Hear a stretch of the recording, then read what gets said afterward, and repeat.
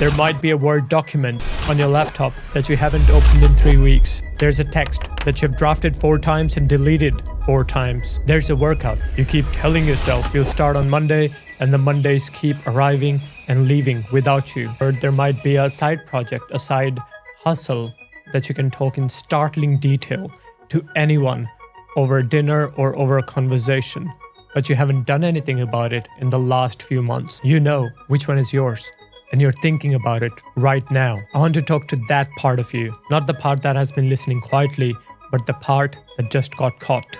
I'm Suraj. I work at the intersection of psychology, neuroscience, and philosophy to brew ideas that actually make you better. And today, we're going to address the thing that you have been avoiding, the thing that you keep meaning to do.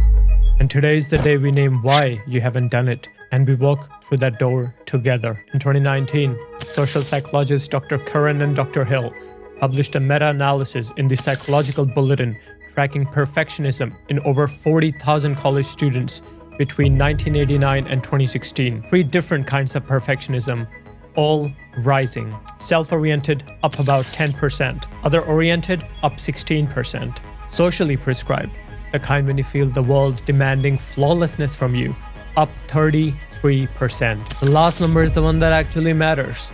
A whole generation now feels watched while it acts. Watched by parents, by friends, by social media, the internet that take screenshots, watched by the persona and the version of itself that it's afraid to disappoint. Here's what perfectionism actually is. Once you strip the marketing of it, it's not the engine of high performance. It is the brake. It is the thing convincing the most capable people you know to wait, to prepare, to plan, to rehearse before they actually act, to delay the doing of their actual life until conditions improve. And by the end of this video, you'll have a different relationship to the thing that you've been avoiding. You'll know why your brain keeps building walls in front of it. And you'll know why those same walls don't show up when you reach for the things that are eating you alive. And you'll have a way to walk anyway, today, in the smoky, imperfect version of you that's actually available. We are calling it your real action, your Svadharma. Let's go. I want you to observe what your mind does the next time you think about that thing. You don't refuse to act. You're not lazy. You're sophisticated about it. You add a condition, something like, I'll start when I have a clearer plan. I'll begin once I'm less tired, once I have more energy. I'll write it once I've read more about that topic. I'll launch it once the website's ready. I'll have the conversation once we are both in a better mood. I'll lift heavy again once the back is fully right. I'll record the video once the lighting setup is dialed in. Notice what's happening. The action is not refused. The action is made conditional. And to be fair, every condition sounds reasonable. Every one of them is something a thoughtful person might say. And that's the exact reason why this trap is so hard to see. The trap is wearing your own voice. Now flip it. When was the last time you added a condition before opening Instagram? When did you last say, I'll only scroll reels once my desk is clean and I've meditated and the lighting is right? When did you last say, I'll only have that drink if my emotional state and my macros are perfectly balanced? You didn't. The lazy karma, the lazy action needs no conditions.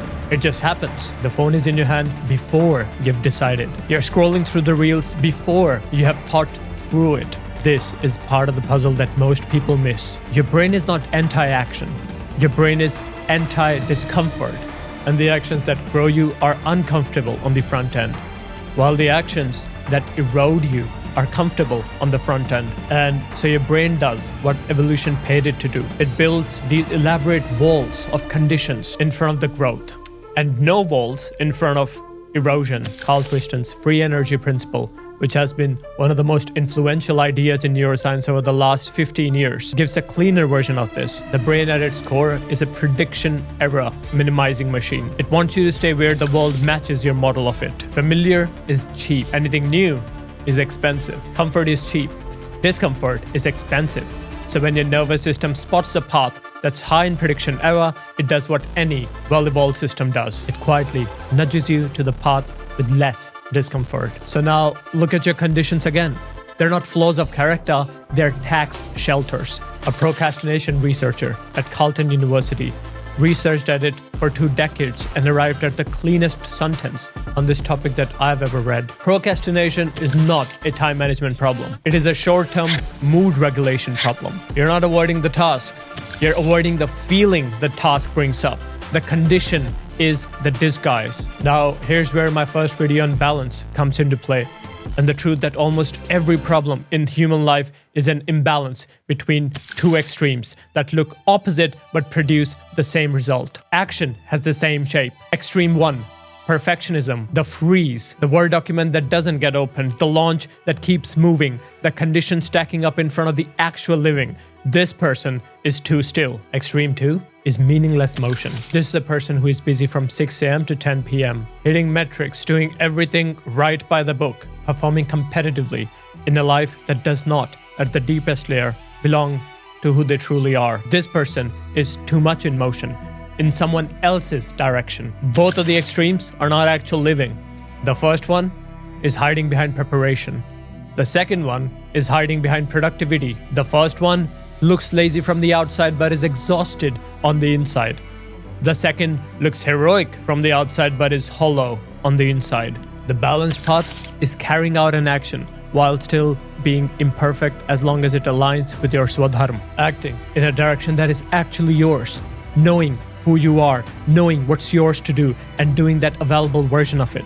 Today, with the resources that you actually have. And one last thing about that freeze, that procrastination, before we move. Choosing not to act is not a way of opting out. The decision not to send that email is a decision itself. The decision not to record the video is a decision. The decision to stay quiet in a meeting is a decision. The decision to keep the relationship in its current shape by saying nothing is also a decision. By opting out, by not acting, you're not avoiding the consequence. You're choosing a different one, the one designed by your absence. Inaction is just action wearing a mask. Read that again. Inaction is just action wearing a mask. Here's the second piece, and this is the one I have to learn the hard way, which is by repeatedly carrying credit and blame I had not earned. There's an old framework that I've been sitting with for years. I'm not going to give it to you in the original form, but I'm going to give it to you in a more practical, reframed version. Let's call it the 5 causes of any outcome. Every result you've ever produced, good or bad, came from 5 things working together. Cause 1, the platform, where the action actually happened. Your nervous system on the day, your sleep the night before, the chair under you, the country, the era, the family, the body that you're born into. And you did not pick most of this. You inherited it. Cause 2, the doer. The you who showed up. Your character, your training, your taste, your nature. This is the cause we obsess over, and this is the cause self-help mostly writes about. But it is one cause out of 5. Cause 3, the instruments. Your senses, your tools, your access, the phone in your hand, the language you happen to speak, the people who happen to take your call, the book you happen to have read at age 19. Every act runs on instruments you did not manufacture. Cause 4, the effort. The actual movement, the hours, the iterations, the energy spent, the specific things you tried in what specific order. This is the part that looks like agency, and a lot of it is agency. Cause 5, everything else. You can call it luck, you can call it timing, you can call it universe, fate, call it the part of the system you cannot model or control. The economy on the day you launched, the mood of the person on the other side of the table, a war breaking out, a virus arriving, the 1,000 variables tangled into the moment that you're living. I want you to read that list slowly. Take your time to pause the video and actually absorb that list. Of those 5 causes, you control about 1.5. The doer, mostly, and the effort, partially. The other 3.5, you don't control them. And when you think about it, this is not bad news. This actually gives you freedom, because once you acknowledge and accept that you did not cause the outcome, that you are one of the 5 causes that caused the outcome. 2 things happen at the same time. You stop taking unearned credit when things go right, and you stop carrying unearned guilt when things go wrong. The win you had last year, you didn't do it alone. 5 things converged. Be grateful and not arrogant. Same goes for the loss you had last year. You didn't do it alone either. 5 things converged. Be honest, not crushed. Modern psychology has been circling around this for decades. Julian Rotter mapped what he called the locus of control in 1968. People with an internal locus believe their efforts matter. People with an external locus believe outcomes are mostly out of their hands. They found the mentally healthiest people are not either extreme. They are the ones who hold both. They take ownership of the part they own and they release the part that they don't. Albert Bandura sharpened this with self-efficacy, which is not just believing the world is responsive, but believing you can execute the specific behavior required. Bandura's research and a wave of replications, including a 2022 study in long-term weight maintenance, showed that the combination of internal locus plus high self-efficacy outperforms either one alone, and by a wide margin. So when you sit down to do your thing today, hold this. You're not the entire engine. You're one piston in a 5-piston motor. Your job is to fire when it's your turn. Not to apologize for the other 4. Not to pretend you're all 5. Just to fire when it's your turn. The release of the result is not detachment, it's accuracy. The result was never yours to begin with. It was never yours to deliver, but the action was. So hopefully by now you accept that you have to act.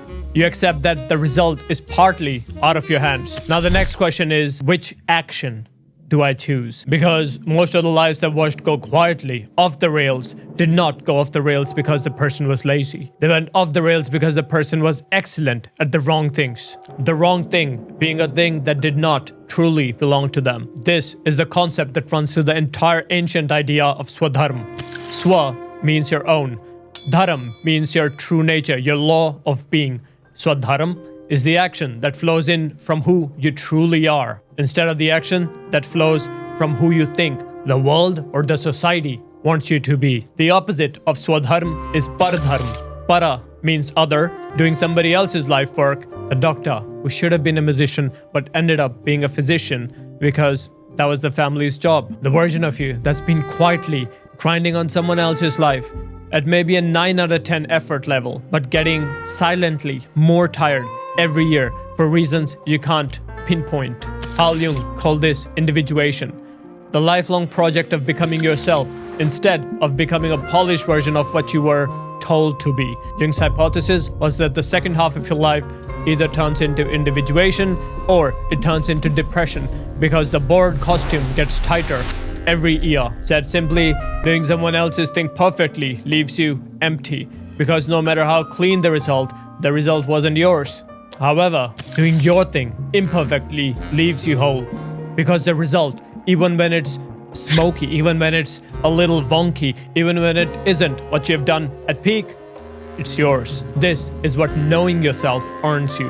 Svadharma earns you, not perfection, coherence. The thing that comes out of you matches the things that's in you.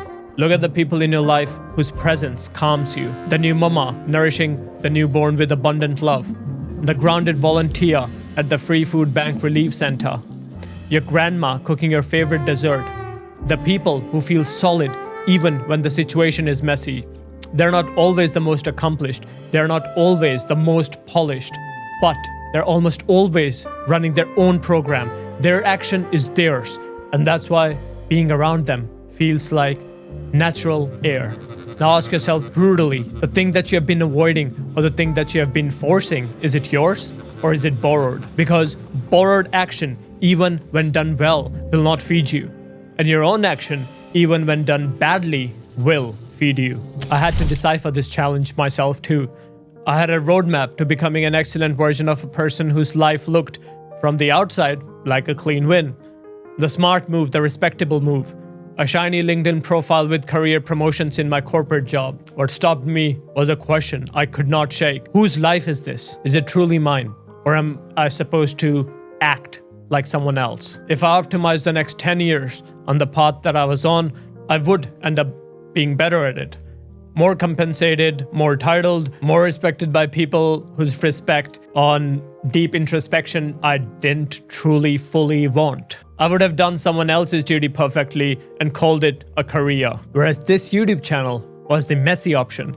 I had no production skills, no scripting experience, no camera comfort, and I knew I'd be visibly bad on the internet for at least a year. Possibly more. Every script would have a smoke trail. Every video would have a take I wished I would have done better. But guess what? I started anyway. Not because I was overconfident, because I'd seen the alternative. The alternative was a tighter, cleaner, more impressive version of a life that wasn't mine. But here's what I did not predict. The smoke is what made the work mine. Every flaw is a fingerprint. It is human to make a mistake, to be imperfect. The polished version, if I'd waited until I could do it cleanly, would have been somebody else's polished version. It would have been good. It would not have been mine. And that's the part the productivity literature does not put on the cover. Your people don't find you when you're polished. Your people find you when you're real. And real, by definition, has smoke. Here's how you use this today. I'm going to give you 3 moves. They are sequenced. The order matters. Almost every condition you currently have in front of your important action is a hiding condition. Once I have time, once I have rested, once I have the plan ready, once I clean up my plate, those are all the alibis.